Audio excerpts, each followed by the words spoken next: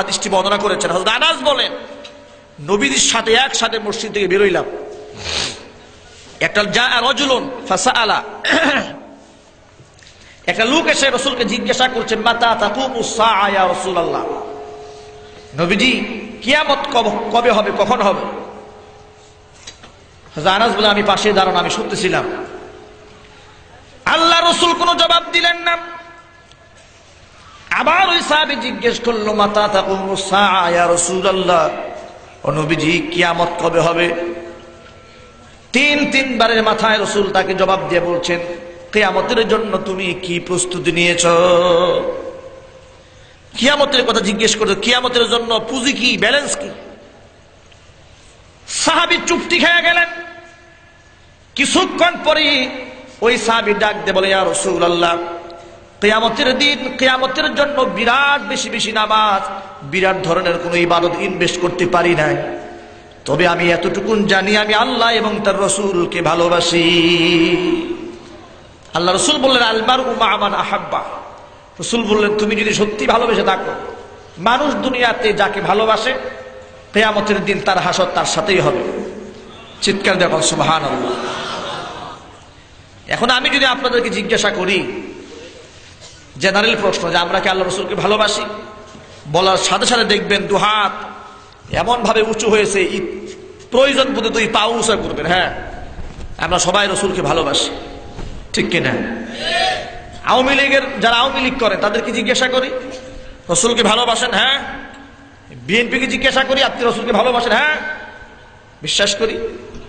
জাতীয় পার্টির লোকদেরকে জিজ্ঞাসা করি, রাসূলকে ভালোবাসেন? হ্যাঁ। রাসূলকে ভালোবাসবো না মানে?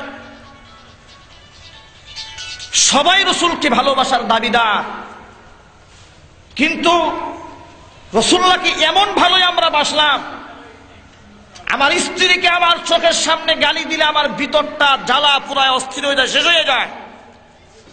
আমার নেতাকে গালি দিলে, আমার নেত্রীকে গালি দিলে আমার কলিজার মধ্যে আগুন লেগে যায়। আমার প্রধানমন্ত্রীকে কটাক্ষ করলে, আওয়ামী লীগের ভাইরা আছেন, কেউ বরদাস্ত করবেন না।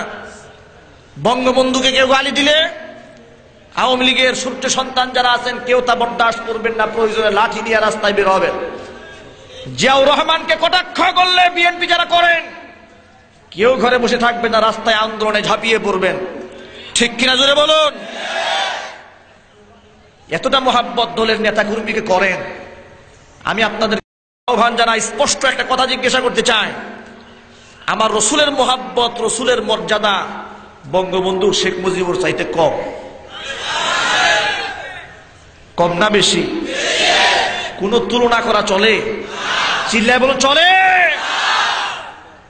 তাহলে নেতা কর্মীদেরকে যদি গালমন্দ করা হয়, সমালোচনা করা হয়, রাস্তায় আপনারা তিন দলের মানুষ নামতে পারেন, মিছিল করতে পারেন, আন্দোলন করতে পারেন, কিন্তু আব্দুল লতিফ সিদ্দিকীর মতন এই নিকৃষ্ট শয়তান আমার রসুলকে যখন গালমন্দ করলো, হজ নিয়ে কটাক্ষ করলো, আলেম ওলামা যখন রাস্তায় নেমেছিল, এই দলের মুসলমানেরা রাস্তায় কেন নামেন নাই সেটা আমরা জানতে চাই। ঠিক না যেটা বলো?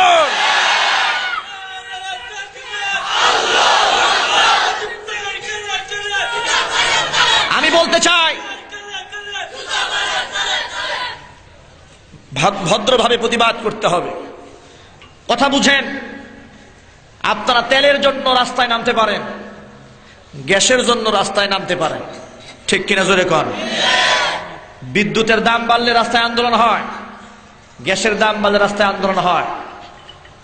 এরপরে চাকরির প্রমোশনের জন্য আন্দোলন হয়, ইউনিভার্সিটি ভর্তির জন্য ছেলেরা আন্দোলন করে, ডাক্তারি প্রমোশনের জন্য আন্দোলন হয়, স্কুলগুলাকে সরকারিকরণের জন্য সরকারি চাকরিজীবীদের আন্দোলন হয় রাস্তায়। প্রাইমারি স্কুল শিক্ষকরা আন্দোলন করেছিলেন, রাস্তায় পিটিয়ে গিয়েছিলেন, ঠিক কিনা? বোঝা গেল কত ব্যাপারে আপনারা রাস্তায় নামেন, আন্দোলন করেন। আমি বলতে চাই, আপনাদের এই সমস্ত বিষয় থেকে আমার রসুলের শান, আমার রসুলের মান, আমার কোরআনের মর্যাদা, আমার আল্লাহর মর্যাদা কি কম না বেশি? চিল্লায় বলুন, কম না বেশি? অতএব আওয়ামী লীগের ভাইয়েরা, বিএনপির ভাইয়েরা আর অন্যান্য অনইসলামিক দল যারা আছেন বাংলার মাটিতে, যদি রসুল প্রেমিক বলে দাবি করেন, বিশ্বনবীর উম্মত বলে দাবি করেন, অন্যান্য ব্যানারে যেমন সামনের কাতারে আপনারা আসেন দলের স্বার্থে, বিশ্বনবীর স্বার্থে আলেমদের সাথে একমত হয়ে একদম প্রথম সারিতে দাঁড়িয়ে আব্দুল লতিফ সিদ্দিকীর ফাঁসির মঞ্চ বাংলার মাটিতে কায়েম করতে হবে। ঠিক না জোরে বলুন? কোন ধরনের পিছপা হওয়ার সুযোগ মুসলমান দিবে না। আপনারা যদি খালি আব্দুল লতিফ সিদ্দিকীকে ছাড় দেন, এর লানত, এর অভিশাপ এমন ভাবে আসবে যে অভিশাপকে ঠেকানোর মতো কোন শক্তি দুনিয়ার কোন বন্ধু আপনি খুঁজে পাবেন না। জোরে বলুন ঠিক কিনা? আমার বন্ধুগণ, বিশ্বনবী রাহমাতুল লিল আলামিন এই দুনিয়ার মাটিতে নিজের জন্য কোনো কষ্ট জীবনে করেন নাই, উম্মতের জন্য কষ্ট করেছেন। তিনি আমাদের জন্য এমন আদর্শ। আমি আপনাদেরকে বলতে চাই, আমার নবীজি দুনিয়ার জমিনে কষ্ট করেছেন নিজের গুনার কারণে নাকি উম্মতের কারণে? আমাদের নবীজির গায়ে কি কোনো গুনাহ আছে নাকি? মুসলমানের মতো জবাব দেন, কোন গুনাহ আছে? কোন সগীরা গুনাহ, কোন কাবীরা গুনাহ, কোন জাহিরি, কোন বাতিনি, কোন শিরকি, কোন বেদাতি রাতের আধারে দিনের বেলায় অগোচরে কিংবা ইচ্ছায় আল্লাহর নবী জীবনে কোনো গুনাহ করেন নাই। যার হাতের আঙুলের ইশারায় 4 টুকরা হয়ে যায়, যিনি রাস্তায় হাঁটলে মেঘমালা ছায়া দেয়, যার হাতের মধ্যে এত বরকত আল্লাহ রেখে দিয়েছেন, হাতের মধ্যে লাঠি দিয়ে সামান্য একটা গুতা দিলে দুর্বল উট সবল হয়ে যায়। শুধু তাই না, হুদায়বিয়ার সন্ধির সময় সাহাবায়ে কেরাম চলে আসলেন, ইয়া রাসূলুল্লাহ, কূপের পানি অনেক নিচে, পানি বের করার মতো ক্ষমতা নাই। নবীজি হাত থেকে একটা তীর মুবারক ধরায় দিলেন, তীরটা কূপের মধ্যে নিয়ে ফেলো। বিশ্ব নবীর হাত থেকে তীরটা নিয়ে কূপের মধ্যে যখন ফেলে দেওয়া হলো, সাথে সাথে আল্লাহ রসুলের হাতের বরকতে, তীরের বরকতে যে পানি ছিল একদম কূপের নিচে, সেই পানি একদম কুয়ার মুখ বরাবর হয়ে যায়। আমার আপনার নবী দুজাহানের বাদশাহ, ইমামুল মুরসালিন, রাহমাতুল লিল আলামিন, সরওয়ারে কায়নাত, খাতামুন নবিয়্যিন মুহাম্মদুর রাসূলুল্লাহ সাল্লাল্লাহু আলাইহি ওয়াসাল্লাম, পবিত্র জবানের এত দাম, ওই জবান দিয়া কোনো কথা বললে সাথে সাথে আল্লাহ পাক তা কবুল করে নিতেন। আল্লাহ তো প্রশংসা করেছেন এখানে। এক জায়গায় আল্লাহ বলেছেন, মা ইয়ানতিকু আনিল হাওয়া ইন হুয়া ইল্লা ওয়াহিয়ুন ইউহা। আমার নবী যা বলে ওহির মাধ্যমে যেটা জানিয়ে দেয় সেটাই বলে, বাড়ায়া কোনো কথা বলে না। সুবহানাল্লাহ।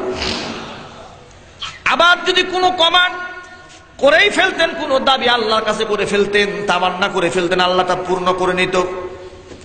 তাবুক যুদ্ধ থেকে ফিরে আসার সময় হযরত আলী কাররামাল্লাহু ওয়াজহা হাদিসটি বর্ণনা করেছেন।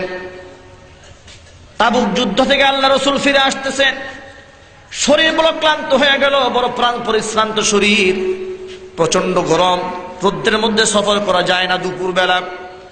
আল্লাহর নবী সাহাবীদেরকে ঘোষণা দিয়ে দিলেন, সাহাবীরা তোমরা ভিন্ন ভিন্ন তাঁবুতে বিশ্রাম নাও।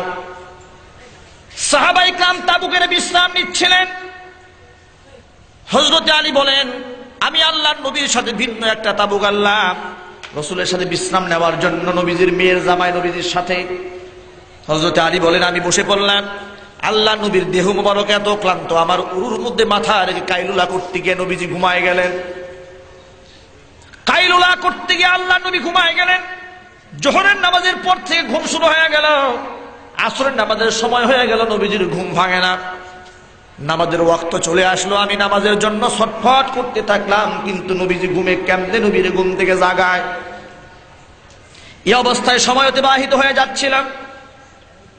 আমি পেরেশানি বোধ করতেছিলাম, কখন নবী উঠবে, কখন আমরা আসরের নামাজ পড়ব, কিন্তু নবী উঠে না। আর রাসূলকে ডাক দেওয়ার সাহস আমার হয় না।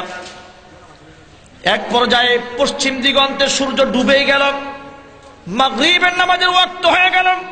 আসরের নামাজ তিনি পড়তে পারলেন না। হযরত আলী এবার নামাজের মোহাব্বতে কাঁদতে শুরু করে দিলেন, চোখ থেকে পানি দরদর করে পড়তেছে, চোখের পানি। হযরত আলীর চোখের পানি নবীজির চেহারা মুবারকের মধ্যে যখন পড়েছে, নবীর ঘুম ভেঙে যায়। তাকায় দেখেন হযরত আলী কান্দে। আমার নবী ডেকে বলেন, আলী কেন তুমি কাঁদতেছো, চোখের মধ্যে কেন পানি?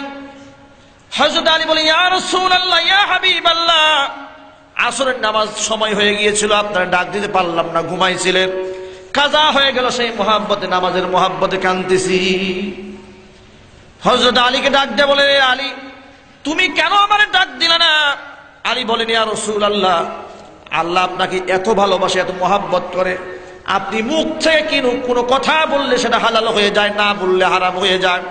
শরীয়ত প্রণেতা আল্লাহ পাক যাকে বানিয়েছেন, আল্লাহর এত রহম, এত করুণা আপনার প্রতি, আপনার ঘুম থেকে যদি আমি জাগাই দিই, আমার আল্লাহ যদি বলেন রে আলী তোর এই পাওয়ার কে দিল, আমার নবীর ঘুম থেকে কেন তুই জাগাই দিলি? কিয়ামতের দিন আমি এই চেহারা নিয়ে আল্লাহর সামনে কেমনে দাঁড়াবো? এই জন্য আপনারা আমি জাগাইতে পারলাম না। আমার নবীজি এবার দুহাত তুলে আল্লাহর কাছে বলতেছে, রব্বুল আলামিন, আসরের নামাজ কাজা হয়ে গেল, আমার আলী নামাজ পড়তে পারলো না, আমিও নামাজ পড়তে পারলাম না। আমার আলী কান্দে, ও আল্লাহ, তুমি এই মুহূর্তে ডুবে যাওয়া সূর্যকে আসরের সময় উপযুক্ত করে পুনরায় তুমি উদয় করে দাও। হযরত আলী বলেন, বড় কি আশ্চর্য মুজিজা! আমার নবী আল্লাহর কাছে দোয়া করতে দেরি হলো, তাকাই দেখলাম যে সূর্য ডুবে গিয়েছিল, ডুবে যাওয়া সূর্যকে আল্লাহ পাক নবীজির মুজিজার কারণে, নবীজির শান মোতাবেক দোয়া মঞ্জুর করে আসরের সময় উপযুক্ত করে আবার সূর্যটাকে উদয় করে দিলেন। কোন সুবহানাল্লাহ।